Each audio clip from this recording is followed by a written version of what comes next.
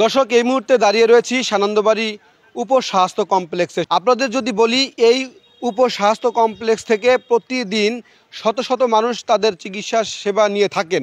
তবে এটি যেহেতু একটি উপস্বাস্থ্য কমপ্লেক্স, এখানে সকল প্রকার চিকিৎসা সেবা দিতে পারেন না ডাক্তারগণ।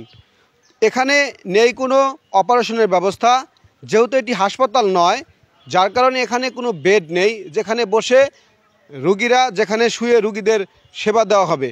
এই স্থানের বিশেষ করে এটি ডাংধরা, পারামরামপুর, চরামখাওয়া ইউনিয়ন, তিনটি ইউনিয়নের মাঝামাঝি এই স্থান। একটা হাসপাতাল হয়, মনে করেন যে গরিব মানুষ কত আছে, আমরা একটু স্থান পাইব, মনে করেন সবাই চলাফেরা, মনে করেন আশা চিকিৎসাটা ভালো পাবো আমরা, বুঝছেন।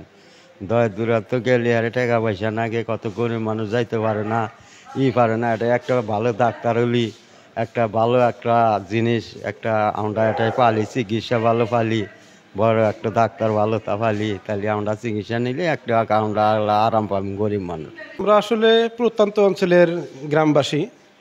যে সানন্দবাড়ি যে হাসপাতালটি আছে, এখান থেকে আমাদের জামালপুর ডিস্ট্রিক্ট অনেক ৮০ কিলোমিটার দূরত্ব, আর আমাদের উপজেলা ৩০ কিলোমিটার দূরত্ব।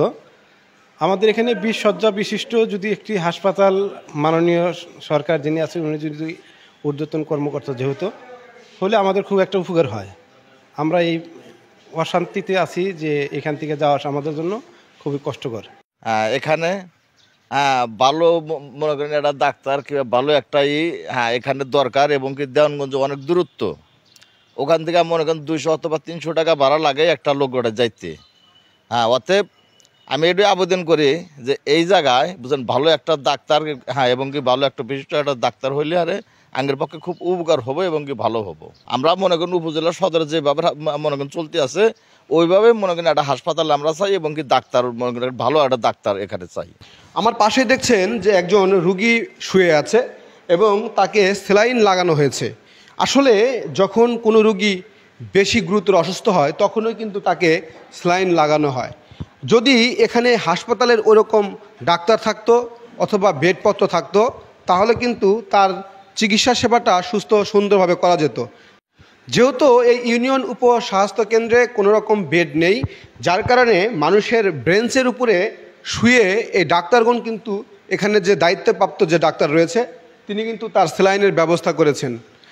এখানে যদি একজন এমবিবিএস ডাক্তার এবং রুগীদের শোয়ার জন্য বেড থাকতো, অর্থাৎ ২০ শয্যা বিশিষ্ট একটি হাসপাতাল যদি এটা হতো, তাহলে কিন্তু আপনারা অবশ্যই যেটি দেখেই বুঝতে পারছেন যে আসলে কোন পর্যায়ে হলে একজন মানুষ একটি উপস্বাস্থ্য কেন্দ্রে সে এভাবে চিকিৎসা নেয়। অবশ্যই এই অঞ্চলের মানুষগুলো দারিদ্র নিম্ন সীমানায় বসবাস করে, আর এই কারণে কিন্তু তাদের দাবি যে এখানে একটি ২০ শয্যা বিশিষ্ট হাসপাতাল যেন দ্রুত সময়ের মধ্যে সরকার পরিকল্পনা করে এবং এখানে যেন একটি হাসপাতাল গড়ে ওঠে।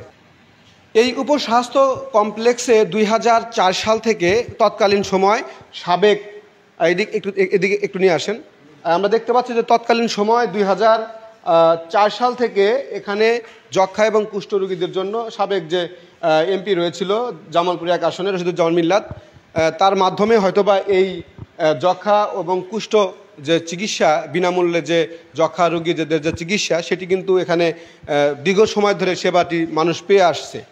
তো এই সেবার পাশাপাশি এই অঞ্চলের মানুষের যে দাবি যে এখানে যেন দ্রুত সময়ের মধ্যে ২০ শয্যা বিশিষ্ট একটি হাসপাতালের কার্যক্রম শুরু করা যায়। আপনাদের যদি বলি, দেওয়ানগঞ্জ উপজেলার এই ইউনিয়নের এই সানন্দবাড়ি যে বাজার রয়েছে, এই বাজারটি থেকে প্রতি বছর শত শত কোটি টাকা কিন্তু সরকারকে রাজস্ব দিয়ে থাকে।